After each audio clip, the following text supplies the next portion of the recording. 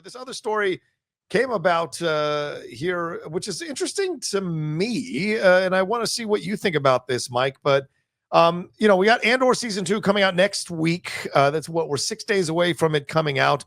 But apparently, according to the San Francisco Gazette, there's a Star Wars horror project in development, according to Andor creator Tony Gilroy. Just last month, Andor showrunner Tony Gilroy stated that he wanted to see more diverse offerings from the world of Star Wars. Not diversity, diverse offerings, two different things, such as 3-camera sitcom or horror project. Speaking to SFX magazine back in March, Gilroy specifically said, quote, I always fantasized that the show would break new ground, that someone would be able to make a 3-camera sitcom in Star Wars or a horror movie. I think the first thing I said to Kathy Kennedy when she said they wanted to open a line was, could you do a courtroom drama? And why not? We've worked really hard on Andor to make our lane, and it's up to other people now to find another way to do it. Certainly they teased a bit of a courtroom political drama in Ahsoka, but didn't see it all the way through with Mon Mothma.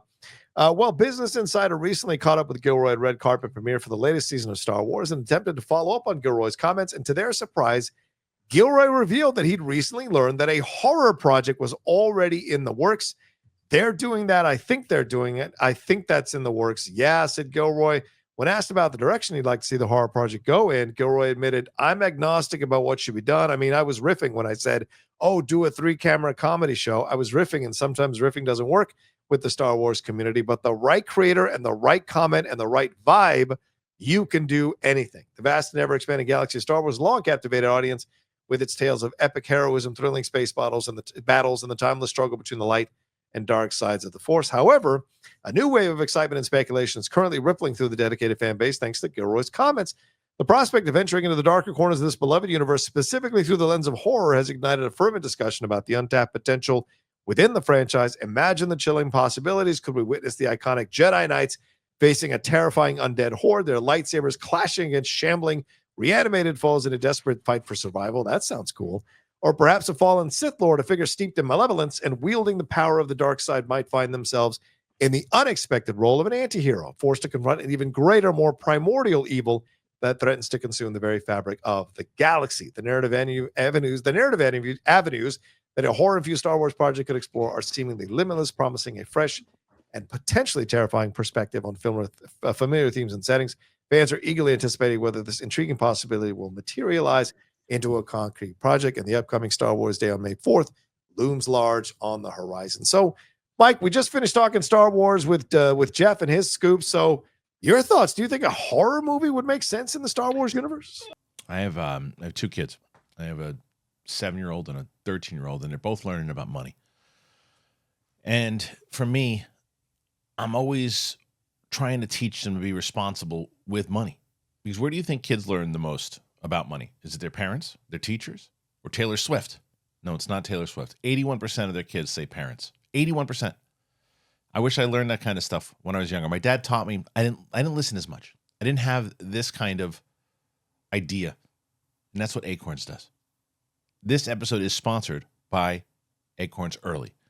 April is Financial Literacy Month, the perfect time to start teaching your kids the value of money. And ACORNS Early make it easy with their smart money app and debit card for kids. ACORNS Early Chores Tracker teaches the kids how hard work does pay off. It sets up tasks in the app, it sets up payment amount, and you tick off the chore when it's done. Easy. Saving goals help kids turn saving into a habit. They can even choose their own target dates and turn on their optional autosave feature to help them get there. It's great because kids need a sense of independence, and they get it when they're spending what they earn with their very own debit card, and they get to choose from 35 plus customizable and designs. Kids can build up their money knowledge and their confidence with bite-sized financial lessons. And the best part is parents can keep track of where and when the kids are spending. You get real-time spend notifications, set your kids' spending limits, and instantly block lost or stolen cards. I love this. It works. It has been a game changer for my 13-year-old. She knows, she understands, she's starting to balance when to spend money, how to save money. It has worked. So if you're ready to help your kids grow money skills that'll last a lifetime, head on over to acornsearly.com/Christian or download the Acorns Early app to get started. Sign up now and your first month is on us. Acorns Early Card is issued by Community Federal Savings Bank, member FDIC, pursuant to license by MasterCard International. TNCs apply. Monthly subscription fees starting from $5 per month unless canceled. Yeah, I think, I don't know. I think it could. I just don't think the powers that be. Well, he says, he's sitting there saying that it's going to happen. So I just think the powers that be would not let it go that way. Oh, okay. I mean, it's the same thing. People like a real hard R Star Wars. And I think at the end of the day, whether it's Disney, the company just goes, no, that's not Star Wars. Right. They got to think of that. They got theme parks. They've got merchandise. It's like, could it be in there? Sure. Right. But then again, I look at like Daredevil and what they've done now with Disney Plus. So it could happen. Yeah. The werewolf. But I just don't know if it would. Yeah, I think they are maybe kicking around the idea to see how they could make it work within the Star Wars universe.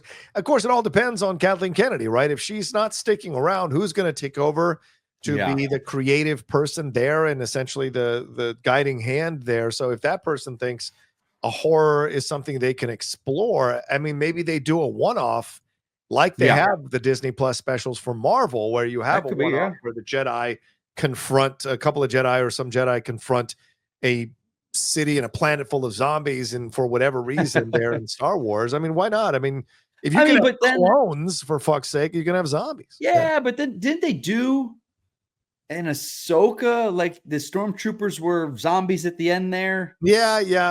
So they kind of did it. I think that's when you do zombies. That's how it's going to be. It's going to be some kind of Sith magic that makes them kind of be like, but then they've got their stormtrooper armor on, so it's not really that terrifying. Right. Maybe.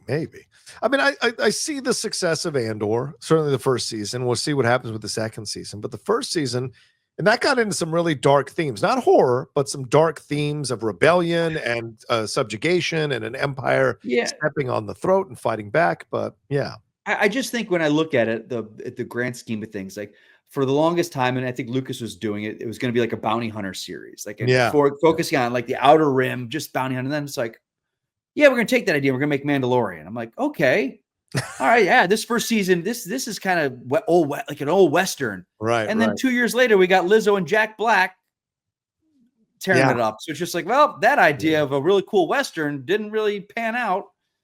So here we are. So they might start with zombies that are awful and terrifying. And then it's going to turn into a village of Ewoks that they're, taking refuge with. And the Ewoks are beating the zombies with sticks and, stones. So right.